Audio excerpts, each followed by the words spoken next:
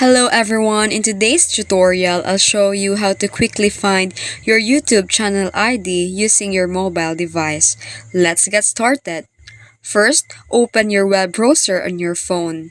In the search bar, type YouTube and go to the website. Once you're in YouTube website, click the three dots at the top right corner of your browser. From the menu, select the desktop site to switch to the desktop version of YouTube. Then, click on your profile icon in the top right corner of the page.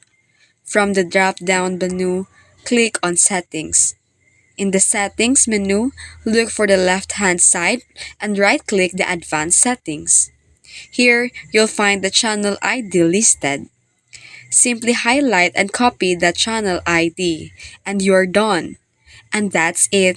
You know how to find your YouTube channel ID using your mobile device. If this tutorial helped, don't forget to like and subscribe for more helpful videos. Thanks for watching.